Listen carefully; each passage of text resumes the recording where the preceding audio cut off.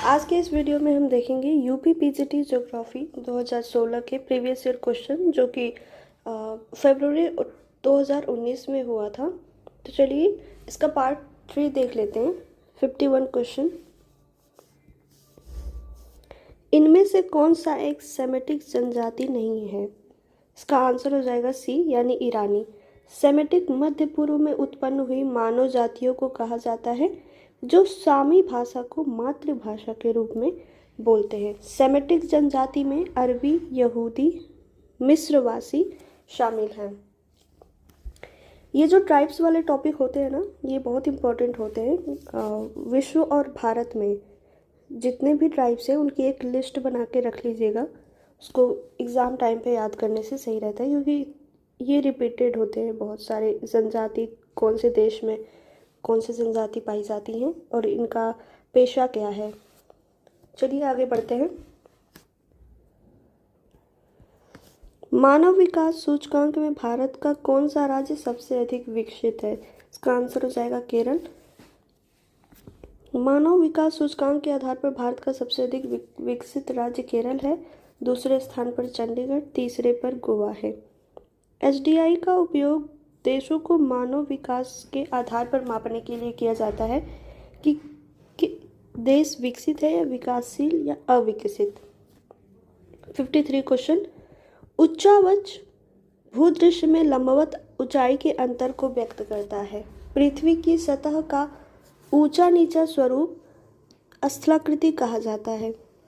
उच्चतादर्शी का वक्र क्षेत्रफल और ऊंचाई के द्वारा पृथ्वी की सतह के विस्तार को प्रदर्शित किया जाता है। इसका आंसर हो जाएगा डी। उच्चावच भूदृश्य में लंबवत ऊंचाई में परिवर्तन को मात्रात्मक रूप में बताता है। यह किसी दिए गए क्षेत्र में अधिकतम और न्यूनतम लंबवत ऊंचाई के अंतर को व्यक्त करता है। स्थलाकृति के रूप में उसका ऊंचा नीचा जो सतह होता है, भू आकृति, उसको स्थलाकृति के रूप में व्यक्त किया जाता है। साथ ही कथन 3 में सही है, क्योंकि उच्चतादर्शी वक्र आयताकार निर्देशांकों पर बना वक्र होता है जो सापेक्षिक क्षेत्रफल और सापेक्ष ऊंचाई के अंकन द्वारा पृथ्वी की सतह के विस्तार अर्थात विभिन्न ऊंचाइयों के वितरण को प्रदर्शित करता है। नेक्स्ट क्वेश्चन देखेंगे। निम्नलिखित कथनों पर विचार कीजिए। संयुक्त राष्ट्र ने वर्ष 2010 को जैव विविधता का अंतर्राष्ट्रीय वर्ष घोषित किया। ऑप्शन 2 हो जाएगा। भारत में परियोजना टाइगर 1973 में प्रवर्तित की गई। बाघ परियोजना को बाघों और उनके शिकार से सुरक्षा के लिए शुरू किया गया था। इसका आंसर सभी सही हो जाएंगे, 1 2 3 तीनों। Next question 55। निम्नलिखित में से कौन सा आरक्षित जीवमंडल सबसे अधिक ऊंचाई पर स्थित है? इसका आंसर हो जाएगा खंडचेनजोंगा यानी कंचनजंगा, सिक्किम राज्य में स्थित है। भारत का सबसे ऊंचा आरक्षित जीवमंडल क्षेत्र है। इसमें विश्व की सबसे ऊंची पर्वत चोटी कंचनजंगा शामिल है। इस जीवमंडल आरक्षित क्षेत्र को world network of biosphere reserve में शामिल किया गया है। 56 क्वेश्चन। निम्नलिखित में से कौन सी फसल सबसे अधिक देशों में उगाई जाती है? तो इसका आंसर हो जाएगा मक्का। मक्का विश्व की सबसे अधिक देशों में उगाई जाने वाली फसल है। विश्व के विभिन्न देशों में इस फसल का प्रयोग भोजन और पशुओं के चारे के लिए किया जाता है। 57 क्वेश्चन। विलीबिली है समशीतोष्ण क्षेत्रों में उगाए जाने वाला एक प्रकार का वृक्ष, एक हवा जो रेगिस्तान में उड़ती है। उत्तर पश्चिम ऑस्ट्रेलिया का एक उष्णकटिबंधीय चक्रवात। लक्षद्वीप समूह के पास पाई जाने वाली एक तरह की आम मछली। इसका आंसर हो जाएगा सी यानी उत्तर पश्चिम ऑस्ट्रेलिया का एक उष्णकटिबंधीय चक्रवात। ये ऑस्ट्रेलिया के क्षेत्र में चक्रवात को विलीबिली के नाम से जाना जाता है और भारत में चक्रवात के नाम से। एक्सप्लेनेशन देखेंगे। उष्णकटिबंधीय चक्रवात अयनवर्ती क्षेत्रों 30 डिग्री उत्तर एवं 30 डिग्री दक्षिणी अक्षांश के बीच में उत्पन्न चक्रवातों को कहते हैं। ये निम्न दाब वाले अभिसरणी परिसंचरण तंत्र होते हैं। संयुक्त राज्य अमेरिका में हरिकेन, दक्षिण पूर्व एशिया में टाइफून, भारत बांग्लादेश में चक्रवात, एवं ऑस्ट्रेलिया में विली विली के नाम से जाना जाता है। नेक्स्ट क्वेश्चन, निम्नलिखित में से कौन सी फसल अंतर्राष्ट्रीय व्यापार में कुल उत्पादन की दृष्टि से कम है? इसका आंसर हो जाएगा चावल। विश्व में कुल उत्पादन की दृष्टि से सभी फसलों में चावल, गन्ना और मक्का के बाद तीसरा स्थान है, यानी चावल पहले नंबर पे, गन्ना मक्का के बाद तृतीय स्थान है, यानी गन्ना पहले नंबर पे हो जाएगा, दूसरा नंबर पे मक्का और थर्ड नंबर पे आपका चावल हो जाएगा। तथापि अधिक उत्पादन होते हुए भी स्थानीय स्तर पर उत्पादक देशों में ही अधिक उपभोग होने के कारण इसका अंतर्राष्ट्रीय व्यापार कुल उत्पादन के अनुपात में काफ़ी कम है। एक आकलन के अनुसार कुल चावल उत्पादन के लगभग 8% का ही अंतर्राष्ट्रीय व्यापार होता है। 59 डायमंड रिंग की घटना देखी गई है। इसका ऑप्शन देखेंगे, पूर्ण सौर ग्रहण की शुरुआत में, पूर्ण सौर ग्रहण के अंत में, केवल परिधीय क्षेत्रों की समग्रता निशान के साथ, केवल केंद्रीय क्षेत्र के समग्रता निशान के साथ। तो इसका आंसर हो जाएगा सी, यानी केवल परिधीय क्षेत्रों के समग्रता निशान के साथ। जब सूर्य एवं पृथ्वी के बीच चंद्रमा आ जाता है तथा पृथ्वी पर सूर्य का प्रकाश न पड़कर चंद्रमा की परछाई पड़े, जैसे ये सूर्य हो गया और ये पृथ्वी हो गई, इसमें चंद्रमा आ जाए, ये मून, तो इसका प्रभाव पृथ्वी पर न पड़ के चंद्रमा पर पड़ जाता है। जब सूर्य एवं पृथ्वी के बीच चंद्रमा आ जाए तो पृथ्वी पर सूर्य का प्रकाश न पड़कर चंद्रमा की परछाई पड़े तो सूर्य ग्रहण की स्थिति बनती है। सूर्य ग्रहण हमेशा अमावस्या को होता है। पूर्ण सूर्य ग्रहण के समय सूर्य के परिधीय क्षेत्रों में हरित वलय की स्थिति बनती है। चंद्र ग्रहण की बात करें तो वो पूर्णिमा के समय होता है और सूर्य ग्रहण अमावस्या। नेक्स्ट क्वेश्चन, भारत के निम्नलिखित क्षेत्रों में से किस क्षेत्र को पारिस्थितिकी गर्म क्षेत्र के रूप में मान्यता दी गई है, यानी हॉटस्पॉट? इसका आंसर हो जाएगा पश्चिमी घाट। कभी कभी क्या होता है ना कि हिंदी वाले क्वेश्चन में हमें समझ नहीं आता है कि आखिर में ये पूछ क्या रहा है। जैसे पारिस्थितिकी गर्म क्षेत्र का मतलब यही है, हॉटस्पॉट के बारे में बात कर रहे हैं, तो इससे कंफ्यूज नहीं होना है। अगर हिंदी में कंफ्यूजन हो रही हो तो आप इंग्लिश वाले क्वेश्चन देख सकते हैं। इसका एक्सप्लेनेशन देखेंगे। भारत में पारिस्थितिकी उष्ण स्थलों की संख्या 4 है। पहला पूर्वी हिमालय, पश्चिमी घाट, म्यांमार, भारत सीमा एवं सुंडालैंड, अंडमान निकोबार समूह। मान लीजिए ये भारत है, तो ये पूर्वी हिमालय हो गया, म्यांमार, और ये सुंडालैंड वाला क्षेत्र अंडमान निकोबार, एवं ये पश्चिमी घाट 1, 2, 3 और ये 4। अब नेक्स्ट चलते हैं 61 क्वेश्चन। यदि पृथ्वी की घूर्णन की दिशा उलट दी जाती है तो अंतर्राष्ट्रीय तिथि रेखा पर जब दोपहर होगी IST पर क्या होगा? इसका आंसर हो गया ए, 6:30 बजेंगे। यदि पृथ्वी की घूर्णन की दिशा उलट दी जाए तो अंतर्राष्ट्रीय तिथि रेखा पर जब दोपहर 12 बजेगा तब भारतीय मानक समय पर 6:30 बजे होंगे। भूपृष्ठ पर 180 डिग्री पूर्व एवं पश्चिम याम्योत्र के लगभग 7 स्थल खंडों को छोड़ते हुए निर्धारित की गई काल्पनिक रेखा अंतर्राष्ट्रीय तिथि रेखा कहलाती है। Next question 62। निम्नलिखित में से कौन सा जोड़ा सही है? टीक जम्मू कश्मीर, देवदार मध्य प्रदेश, चंदन केरल, सुंदरी पश्चिम बंगाल। इसका आंसर हो जाएगा डी, यानी सुंदरी पश्चिम बंगाल। इसको एलिमिनेशन मेथड के थ्रू भी हम क्वेश्चन को कर सकते हैं। जैसे देवदार पहले ही गलत हो जाएगा, चंदन के बारे में हम जानते ही हैं ये भी। मैंग्रोव वनस्पति का सर्वाधिक क्षेत्र पश्चिम बंगाल तथा सुंदरबन डेल्टा में पाया जाता है, जिसमें सुंदरी वृक्ष विशेष रूप से उल्लेखनीय है। मैंग्रोव वन सुनामी और चक्रवात जैसी तटीय आपदाओं के विरुद्ध सुरक्षा बाड़े का कार्य करते हैं। 63 क्वेश्चन है, जिन्स और जेफरीज द्वारा प्रतिपादित किए गए सिद्धांत। को कौन सा नाम दिया गया है? ये जितने भी सिद्धांत होते हैं और जो सिद्धांत प्रतिपादित करते हैं, इनका नाम और सिद्धांत दोनों याद कर लेंगे, ऐसे क्वेश्चन बहुत इंपॉर्टेंट होते हैं। तो चलिए देखते हैं। जिन्स द्वारा प्रतिपादित और जेफरी द्वारा संशोधित किए गए सिद्धांत को ज्वारीय परिकल्पना, यानी इसका आंसर बी हो जाएगा, का नाम दिया गया है। 64 क्वेश्चन, भूकंप की कौन सी तरंगें तरल माध्यम से गुजरने के दौरान से अपवर्तित हो जाती हैं? इसका एस तरंगें अर्थात द्वितीय तरंगें केवल ठोस माध्यम में गुजर सकती हैं और तरल माध्यम में लुप्त हो जाती हैं। एस तरंगों को अनुप्रस्थ तरंगें भी कहते हैं। एस तरंगों की गति प्राथमिक तरंगों की अपेक्षा कम होती है।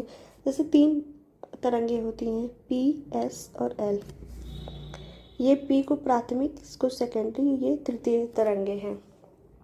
एस तरंगें तरल पदार्थ से होकर नहीं गुजर पाती। यहाँ कारण है कि द्वितीय तरंगें सागरीय भागों में पहुंचने पर लुप्त हो जाती हैं। क्वेश्चन देखेंगे, राजस्थान में बहुत कम वर्षा होती है क्योंकि ऑप्शन है यहाँ बहुत गर्मी होती है, यहाँ पानी उपलब्ध नहीं है और इसलिए हवाएं शुष्क रहती हैं। मानसून इस क्षेत्र में पहुंचने में असफल रहता है। हवाएं किसी भी प्रकार की बाधाओं के संपर्क में नहीं आती हैं, जिस कारण से उन्हें ठंडा होने के लिए आवश्यक ऊंचाई नहीं मिल पाती। इसका आंसर डी हो जाएगा।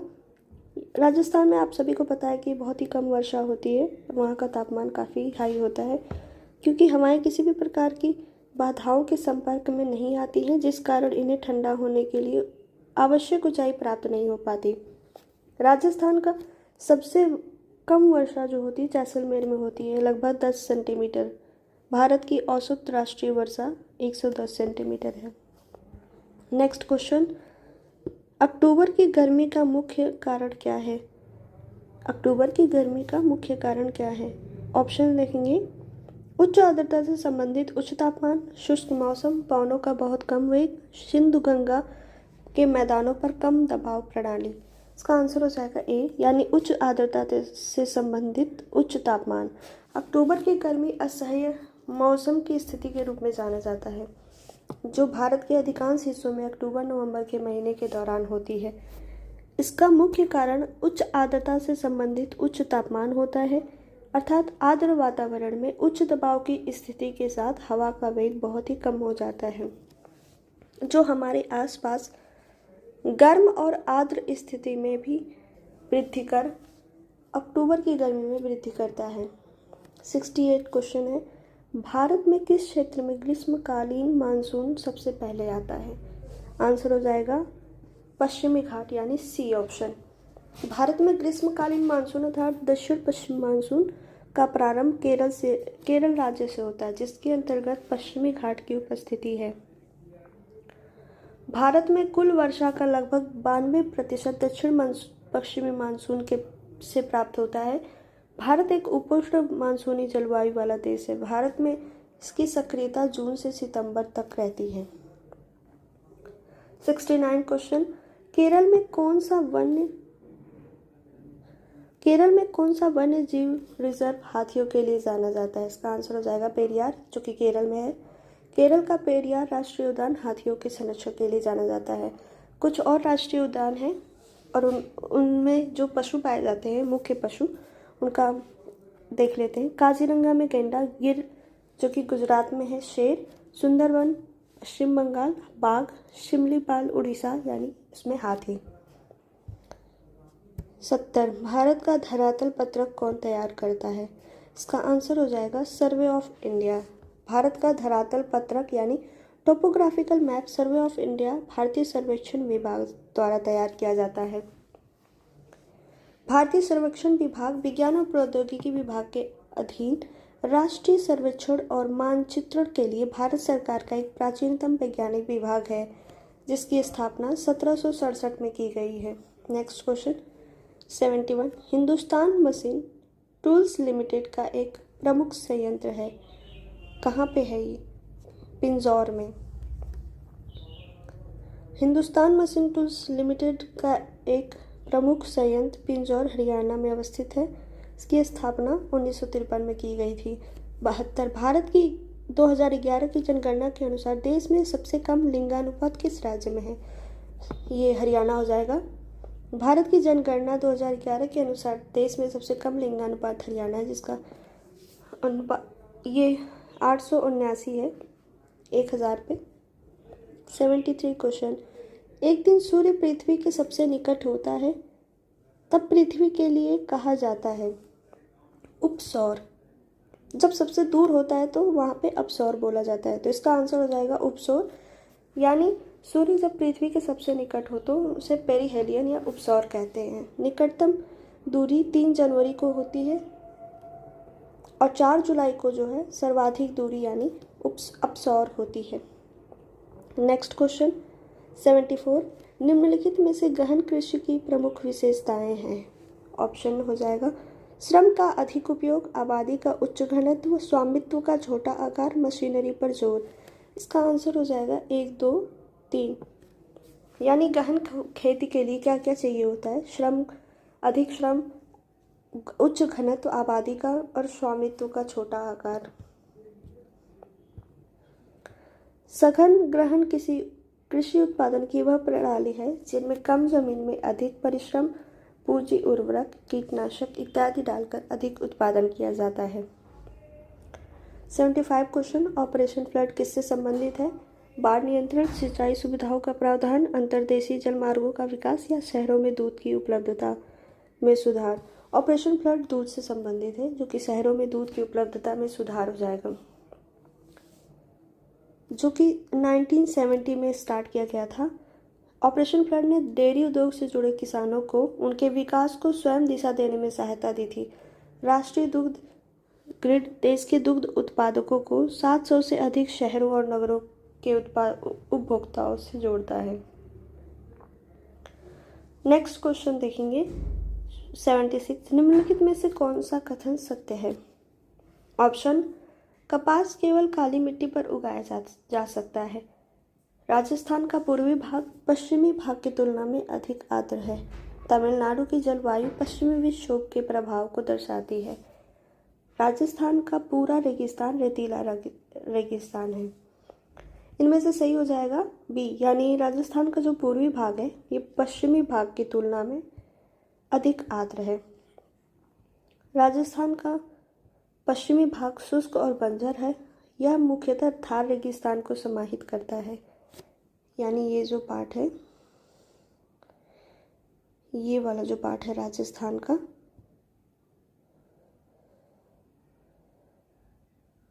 ये वाला पश्चिमी एरिया है, तो यही थार का मरुस्थल कहा जाता है।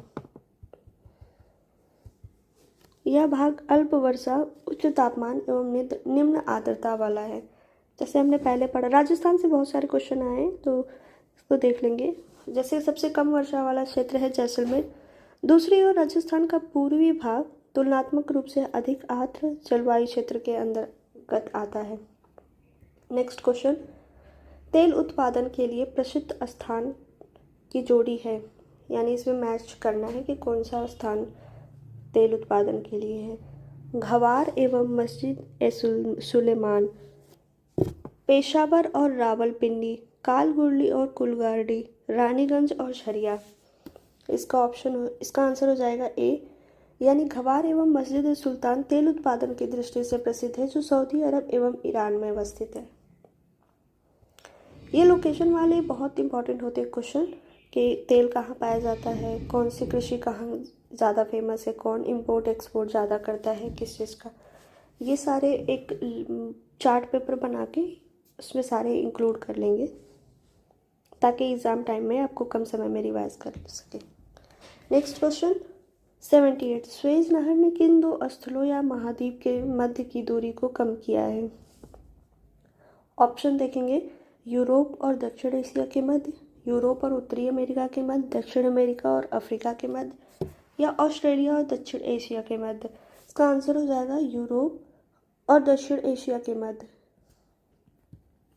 स्वेज नहर के बन जाने से यूरोप और एशिया, विशेषकर दक्षिण एशिया के बीच की दूरी काफ़ी कम हो गई है।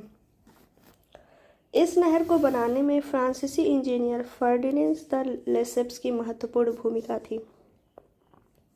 स्वेज नहर मिस्र के सिनाई प्रायद्वीप में बनाई गई विश्व की सबसे बड़ी कृत्रिम नहर है।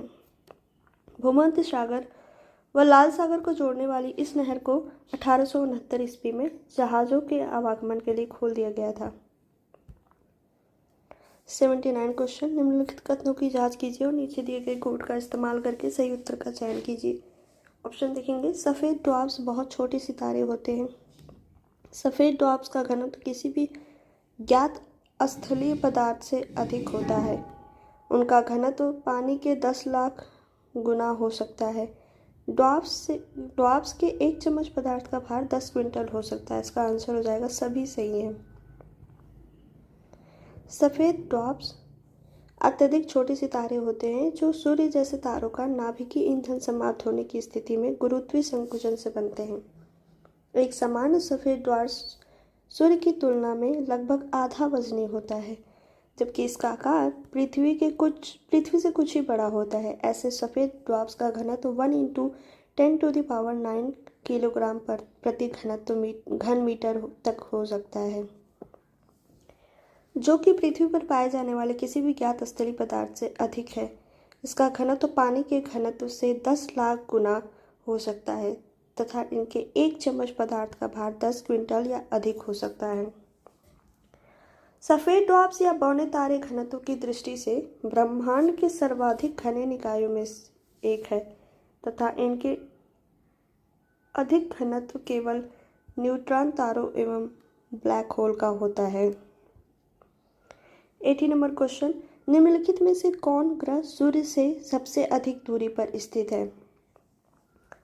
तो इसका आंसर हो जाएगा, ऑप्शन पहले देख लेते हैं, वरुण, अरुण, शनि एवं पृथ्वी। तो इसका आंसर हो जाएगा वरुण।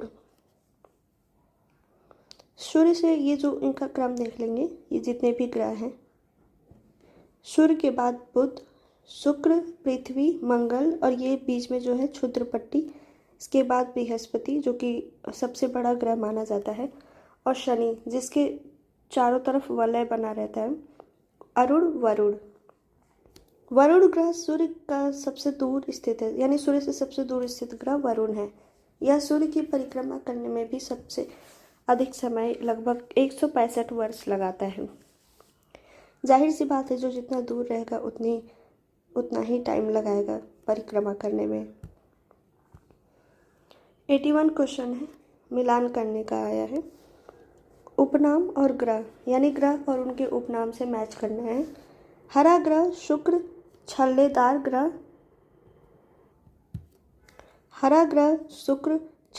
ग्रह मंगल, लाल ग्रह अरुण और प्रातः व सांध्य तारा शनि। इसका मैच करेंगे। पहले छल्लेदार ग्रह, जैसा कि आपने पीछे पढ़ा, यहाँ पे ये जो वलय बना हुआ है इसी को कहते हैं।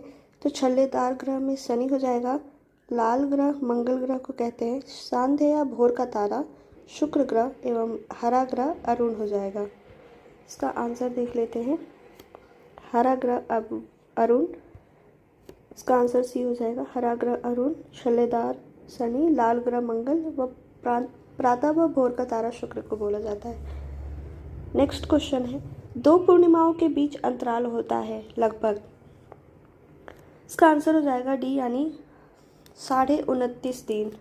2 पूर्णिमाओं के बीच 29.53 दिन का अंतराल होता है। पूर्णिमा के दिन चंद्रमा आकाश में पूरा होता है। 83 क्वेश्चन, मरमरा सागर जोड़ता है। ऑप्शन देखेंगे।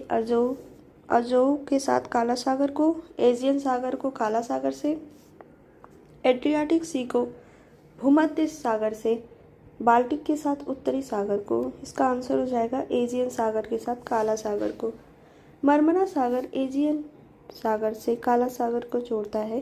टर्की यूरेशिया में अवस्थित एक देश है जिसका कुछ भाग दक्षिणी पूर्वी यूरोप तथा बड़ा भाग पश्चिमी एशिया में स्थित है। टर्की के उत्तर में काला सागर, यानी ये मान लीजिए टर्की है, तो इधर ब्लैक सी, दक्षिण में भूमध्य सागर और पश्चिम में एजियन तथा इधर यानी पश्चिम में ही एजियन और मरमरा सागर है। 84 क्वेश्चन, निम्नलिखित कथनों पर विचार कीजिए और नीचे दिए गए कोड का उपयोग करके सही उत्तर का चयन कीजिए। ऑप्शन देखेंगे। रूपांतरित चट्टानें कठोर या नरम हो सकती हैं। रूपांतरित चट्टानों में जीवाश्म नहीं होती हैं। रूपांतरित चट्टानों की खनिज संरचना बदल जाती है। रूपांतरित चट्टानों में धारियाँ होती हैं। इसका आंसर हो जाएगा सभी सही हैं। 1 2 3 4 सभी सही हैं। एक्सप्लेनेशन देखेंगे। रूपांतरित चट्टानें अन्य चट्टानों के रूप में परिवर्तन के फलस्वरूप निर्मित होती हैं। मूल रूप में रूपांतरण शब्द मेटामॉर्फोसिस से लिया गया है, जिसका तात्पर्य होता है रूप परिवर्तन। परतदार अथवा तलछटी तथा आग्नेय शैल के रूप परिवर्तन के फलस्वरूप रूपांतरित शैल का निर्माण होता है। इनकी विशेषताएं देख लेते हैं, जो कि ये चट्टानें कठोर व नरम, इसमें जीवाश्म का अभाव, चट्टानों की खनिज संरचना परिवर्तित होती है, इनमें धारियाँ भी पाई जाती हैं। इनके एग्जाम्पल हैं संगमरमर, क्वार्टजाइट, स्लेट। 85 क्वेश्चन। निम्नलिखित में से कौन सा ज्वालामुखी से संबंधित नहीं है? ऑप्शन देखेंगे। क्रेटर, अर्ग, काल्डेरा, प्यूमिस। इसका आंसर हो जाएगा अर्ग। अर्ग जो है ज्वालामुखी क्रियाओं से निर्मित न होकर रेगिस्तान में बनने वाली एक स्थलाकृति है, जिसका प्रमुख कारण हवा का तेज बहाव है। जब धंसाव व अन्य कारण से ज्वालामुखी का विस्तार अत्यधिक हो जाता है तो उसे काल्डेरा कहते हैं। यानी काल्डेरा ज्वालामुखी से संबंधित है। ज्वालामुखी से निर्मित लहरदार आकृति को फैकुलित कहते हैं। केटर ज्वालामुखी शंकु के ऊपर सामान्यतः मिलने वाली कीपाकार गर्तनुमा, जैसे ये मान लीजिए ये ज्वालामुखी है, ये फ्लो हो रहा है लावा या मैग्मा जो भी है, तो ये इसको क्रेटर बोलते हैं। ये जो कीपकार की आकृति है। ज्वालामुखी उद्गार के समय भूगर्भ में स्थित तरल पदार्थ को मैग्मा कहते हैं। जब मैग्मा धरातल पर निःसृत होता है तो उसे लावा की संज्ञा दी जाती है। यानी जब ये ज्वालामुखी के अंदर रहता है तो उसे मैग्मा, और जब बाहर आता है तो उसे लावा की संज्ञा दी जाती है। अल्लाह बांध, नेक्स्ट क्वेश्चन है, अल्लाह बांध का निर्माण हुआ है। ऑप्शन देखेंगे। भूकंप द्वारा, हिमानी क्रिया द्वारा, ज्वालामुखी द्वारा या नन ऑफ दिस। तो इसका आंसर हो जाएगा अल्लाह बांध का ए, यानी भूकंप द्वारा। इसका निर्माण, अल्लाह बांध का निर्माण 1819 में गुजरात के कच्छ के रण में आए भीषण भूकंप के बाद हुआ है। इंसेलबर्ग शब्द जुड़ा है। एक नेक्स्ट क्वेश्चन है, इंसेलबर्ग किससे जुड़ा हुआ है? ग्लेशियर से, भूमिगत पानी से, बहता हुआ पानी से या पवन संबंधी कार्यों से? तो इसका आंसर डी हो जाएगा, यानी पवन संबंधी कार्यों से।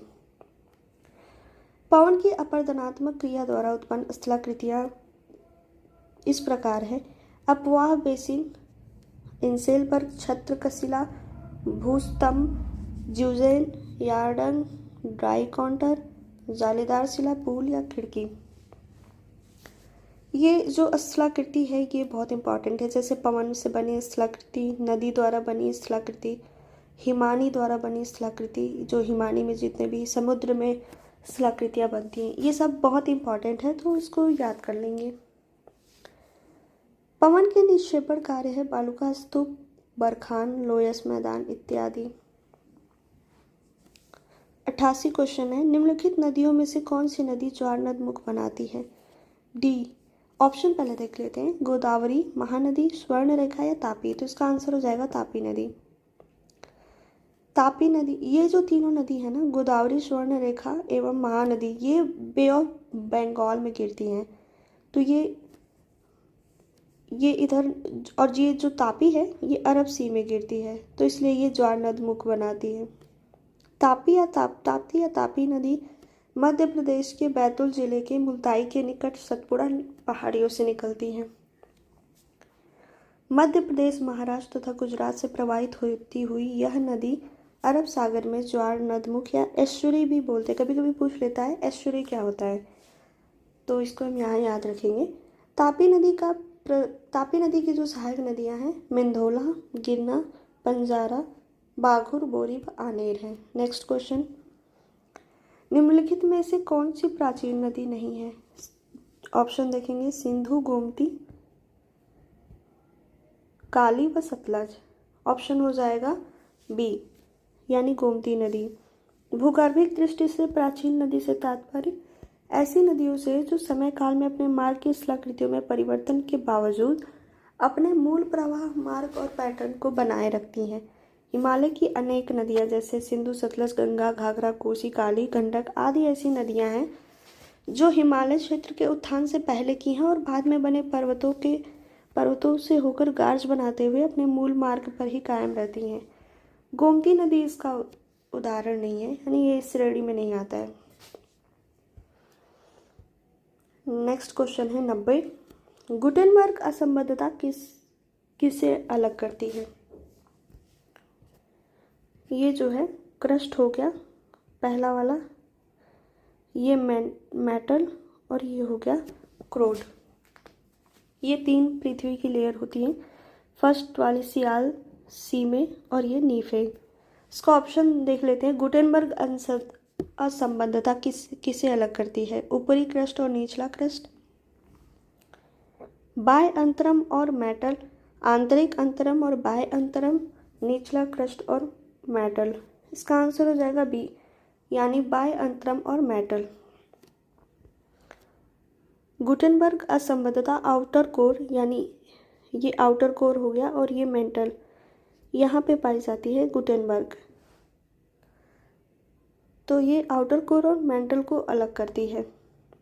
अंतरम का विस्तार 2900 किलोमीटर, ये वाला जो एरिया है ये 2900 किलोमीटर। मेंटल व अंतरम सीमा से पृथ्वी के केंद्र 637 किलोमीटर तक है। मेंटल व अंतरम सीमा को गुटेनबर्ग असंबद्धता कहते हैं। मोहो असांतत्य निचली क्रस्ट व ऊपरी, यानी ये वाला जो है मोहो हो जाएगा। ये निचली क्रस्ट मोहो जो है निचली क्रस्ट और ऊपरी मेंटल के मध्य स्थित है। नेक्स्ट क्वेश्चन देखेंगे 91। पदार्थों के निक्षेपण के कारण निर्मित भूमि सतह की सामान्य रचना को कहा जाता है। ऑप्शन देखेंगे। अधिवृद्धि, अनाच्छादन, जलोढ़कन, निक्षेपण। इसका आंसर हो जाएगा अधिवृद्धि। इसका अपवाह प्रणाली के अंतर्गत नदियों द्वारा पदार्थों के निक्षेपण के कारण निर्मित भूमि सतह की सामान्य संरचना को अधिवृद्धि कहा जाता है। यानी जब निक्षेपण होता है तो जो भूमि निर्मित होती है उसे अधिवृद्धि कहा जाता है। यदि नदियों द्वारा निक्षेपित नदभार गिरिपथ से बाहर की ओर शंकु के रूप में फैल जाए तो उसे जलोढ़ शंकु बोला जाता है। जैसे मान लीजिए इस टाइप का हो जाए तो उसे जलोढ़ शंकु बोलेंगे। 92 क्वेश्चन। किर्लोस्कर समूह जो भारी एवं हल्के मशीन उपकरणों का उत्पादन करता है, ये ऑप्शन देखेंगे। जर्मन की कंपनी है, जर्मनी की, फ्रांस कंपनी है, ग्रेट ब्रिटेन की कंपनी है या भारत की कंपनी है? तो ये किर्लोस्कर समूह जो है ये भारत की कंपनी है। ये भारी एवं हल्के मशीन उपकरणों का उत्पादन करती है, पुणे में स्थित है और इसका स्थापना वर्ष 1888 है, जिसकी स्थापना लक्ष्मण राव किर्लोस्कर ने की थी। ठीक है, तो नेक्स्ट चलते हैं 93 क्वेश्चन। निम्नलिखित में से कौन रासायनिक अपक्षय की प्रक्रिया नहीं है? इसका ऑप्शन देख लेते हैं। कार्बोनेशन, ऑक्सीकरण, अपवर्णन या विलयन। इसका आंसर हो जाएगा अपवर्णन। यह रासायनिक अपक्षय का प्रक्रिया नहीं है। निम्नलिखित में से कौन सा कथन सत्य नहीं है, यानी रॉन्ग क्वेश्चन बताना है हमें। ऑप्शन देखते हैं। ग्लेशियर एक बहने वाली बर्फ की बंद प्रणाली है। घाटी ग्लेशियर और महाद्वीपीय ग्लेशियर दो मुख्य प्रकार के हिमनदी हैं। हिमयुग भूमि के समस्थैतिकी समायोजन को प्रभावित करती है। D option. हिमनदी अपक्षेप मैदान घाटी ग्लेशियर से संबंधित है। इसका ऑप्शन हो जाएगा ए, यानी ए गलत है। ग्लेशियर एक बहने वाली बर्फ की बंद प्रणाली नहीं है, क्योंकि ग्लेशियर एक बंद नहीं बल्कि खुली प्रणाली है जिसमें हिमपात और नमी से प्राप्त बर्फ आगत के यानी इनपुट के रूप में होती है और इस प्रणाली से बर्फ की मात्रा, पिघला जल और जलवाष्प निर्गत होती है, यानी आउटपुट के रूप में ये सब मिलता है। बाकी तीनों विकल्प सही है। नेक्स्ट क्वेश्चन है 95। ऑरोरा बोरेलिस होता है, कहाँ पाया जाता है ये? ऑरोरा बोरेलिस किसमें होता है? बहिर्मंडल में, आयन मंडल में, ओजोन मंडल में या समताप मंडल में? ये कौन से मंडल की घटना है, ये पूछ रहा है। अरोरा बोरेलिस उत्तरी ध्रुव प्रकाश तथा अरोरा ऑस्ट्रेलिस दक्षिणी ध्रुव प्रकाश आयन मंडल में होने वाली घटनाएं हैं। इस मंडल का विस्तार 80 से 64 किलोमीटर के मध्य पाया जाता है।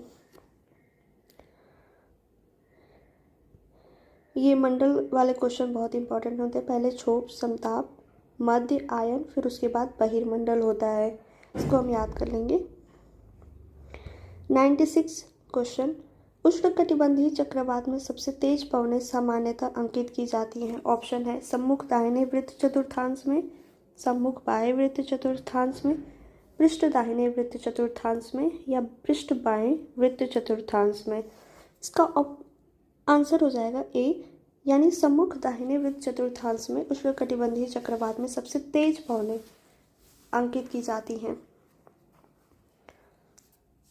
फुजिट स्केल का प्रयोग टॉर्नेडो की तीव्रता मापने के लिए किया जाता है। बैरोमीटर पारे के तल की अचानक गिरावट तूफान आने का सूचक है।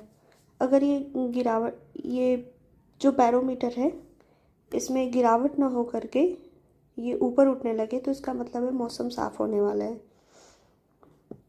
97 क्वेश्चन, निम्न सतहों में से किसकी अल्बेडो दर सतह की प्रतिबिंब गुणवत्ता सबसे अधिक है? ऑप्शन देखेंगे, झील, चावल के खेत, बर्फ की चादर, गेहूं का खेत।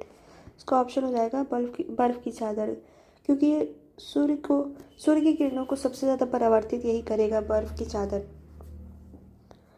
बर्फ की चादर या हिमाच्छादित धरातल सतह की एल्बिडो दर सर्वाधिक होती है। संपूर्ण पृथ्वी की औसत एल्बिडो 35 है। नेक्स्ट 98 क्वेश्चन, निम्नलिखित में से कौन सा कथन सत्य नहीं यानी रॉन्ग क्वेश्चन बताना है।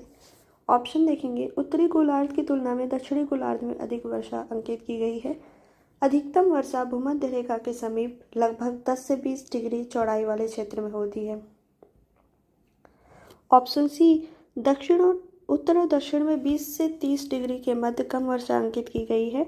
अक्षांश 0 डिग्री से 10 डिग्री दक्षिणी अक्षांश में अक्षांश 0 से 10 डिग्री दक्षिण में, अक्षांश 0 से 10 डिग्री उत्तर की अपेक्षा अधिक वर्षा होती है। तो इसका ऑप्शन हो जाएगा डी।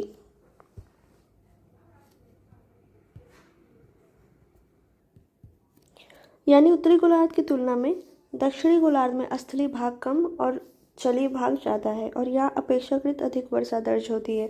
भूमध्य रेखा के समीप लगभग 10 से 20 डिग्री चौड़ाई वाली क्षेत्र उष्णकटिबंधीय क्षेत्र है जहाँ अधिकतम वर्षा होती है। जैसे ये 0 डिग्री है, ये 10 और ये वाले क्षेत्र में वर्ष भर वर्षा होती है और हमेशा आर्द्रता बनी रहती है। इसके विपरीत उत्तर से दक्षिण में 20 से 30 डिग्री अक्षांश के मध्य अल्प वर्षा होती है तथा विश्व के प्रमुख मरुस्थल इसी क्षेत्र में पाए जाते हैं। इस प्रकार प्रश्नगत पहले 3 विकल्प सही हैं, उन चौथे विकल्प का कथन गलत है, यानी डी वाला गलत है। 99 क्वेश्चन चलते देख लेते। उष्णकटिबंधीय चक्रवातों के बारे में निम्नलिखित में से कौन सा कथन सही नहीं, यानी ये भी रॉन्ग क्वेश्चन पूछ रहा है। ऑप्शन ए देखेंगे, उष्णकटिबंधीय चक्रवात मूसलाधार बारिश देते हैं। उन्हें फिलीपींस में ताइफू के नाम से जाना जाता है। वे 8 डिग्री उत्तरी व दक्षिणी अक्षांश में उद्गमित होते हैं। वे दक्षिणी अटलांटिक महासागर में नहीं पाए जाते हैं।